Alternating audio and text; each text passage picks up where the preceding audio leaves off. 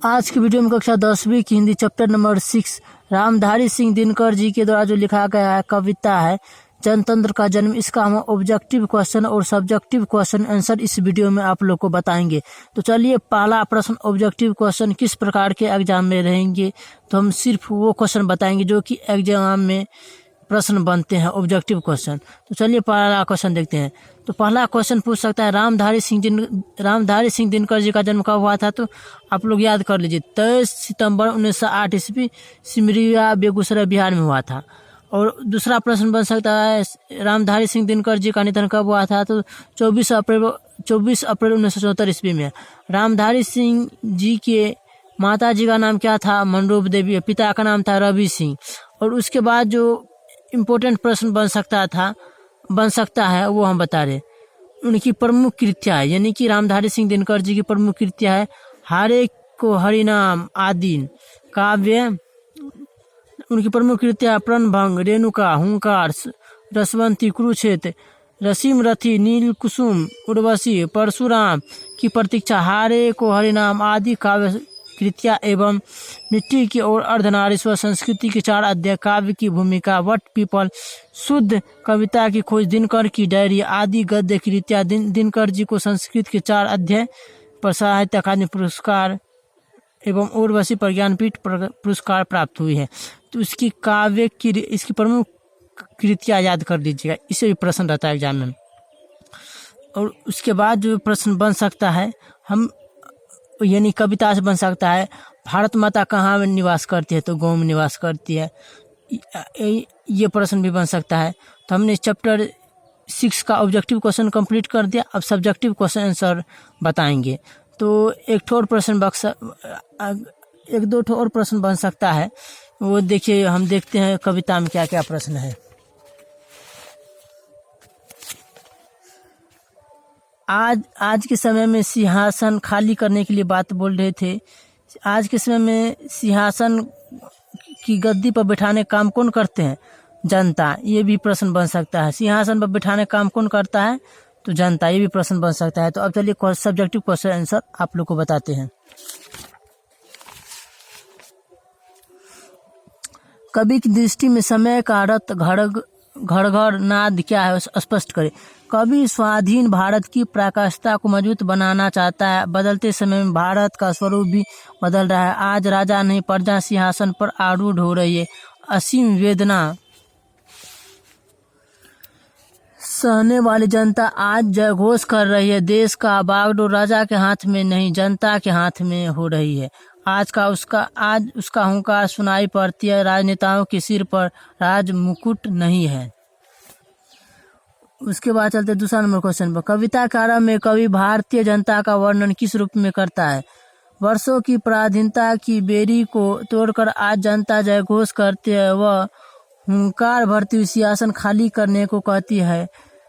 मूर्तिमान रहने वाली जनता आज मुंह खोल चुकी है। पैरों के तले रौंदी जाने वाली जाड़े पाले की कसक सहने वाली आज अपनी वेदना को सुना रही है। पराधीन भारत में जनता त्रस्त थी, मुंह बंद रखने के लिए विवश थी, किंतु आज हुंकार कर रही है।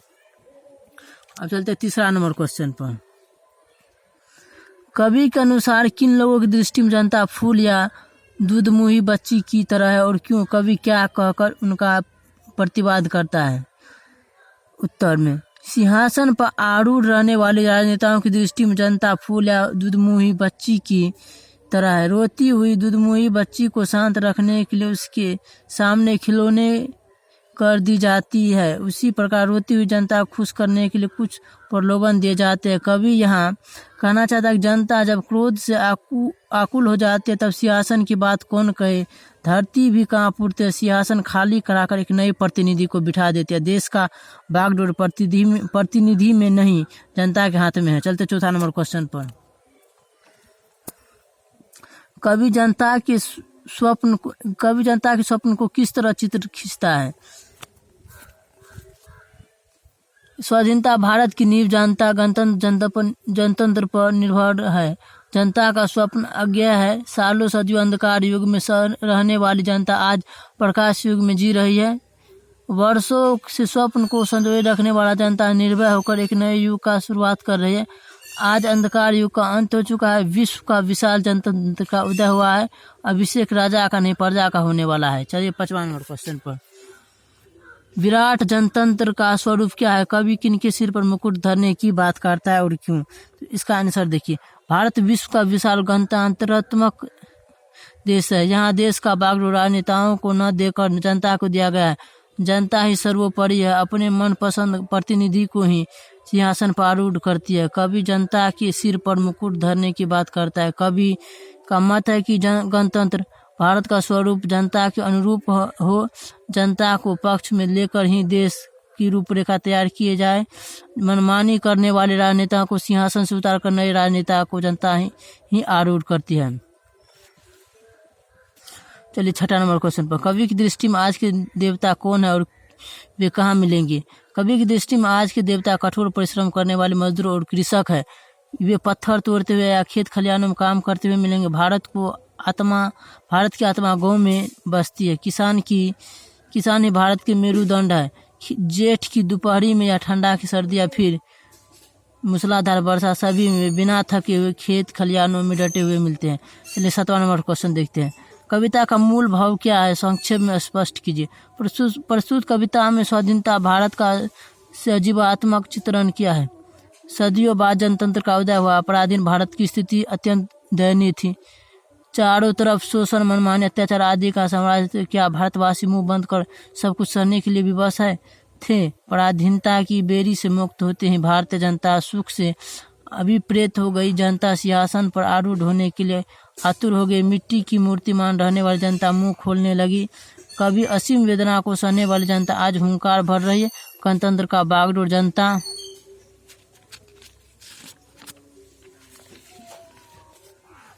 के हाथ में है। मिट्टी तोड़ने वाले खेत खलिहानों में काम करने वाले जय घोष कर रहे हैं। आज फावड़ा और हल राजदंड बना हुआ है। आज परिस्थिति बदल चुकी है। राजनेता नहीं, जनता सिंहासन पर आरूढ़ होने वाली है। अब चलते हैं व्याख्या वाला प्रश्न पर।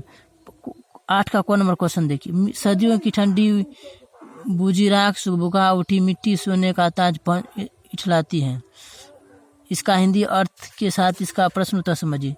प्रस्तुत पंक्तियां रामधारी सिंह दिनकर द्वारा रचित जनतंत्र का जन्म शीर्षक कविता से संकलित है। इसमें कवि स्वाधीन भारत की रूपरेखा को सजीवात्मक रूप से प्रदर्शित किया है। कवि की अभिव्यक्ति है कि स्वाधीनता मिलते ही भारत में जनतंत्र का उदय हो गया है। बुझी हुई राख धीरे धीरे सुलगने लगी है। सोने का ताज पहनकर भारत आज इछला रहा है। वर्षों से त्रस्त जनता हुंकार भर रही है। ख नंबर क्वेश्चन देखते हैं, फिर इसका उत्तर देखते हैं। हुंकारों से महलों की नींव उखड़ जाती है। सांसों के बल से ताज हवा में उड़ता है। जनता की रोके राह समय में तव कहाँ, जनता की रोके राह समय में तव कहाँ, वह जिधर चाहती काल उधर ही मुड़ता है। तो इसका आंसर देखिए। प्रस्तुत पंक्तियां उत्तर छायावाद के प्रमुख कवि रामधारी सिंह दिनकर द्वारा रचित जनतंत्र का जन्म शीर्षक कविता से संकलित है। पराधीन भारत की दयनीय स्थिति को देख कवि का हृदय विचलित हो उठा था। स्वाधीनता मिलते ही उसका मुखमंडल दीप्त हो उठा है। जनता के हुंकार प्रबल वेग से उठती है।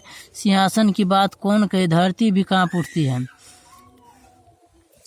उसकी सांसों से ताप भाव में उठते हैं। जनता की रुख जिधर उठती है उधर ही समय भी अपना मुख कर देता है। वस्तुतः यहाँ कवि कहना चाहता है कि जनता ही सर्वोपरि है।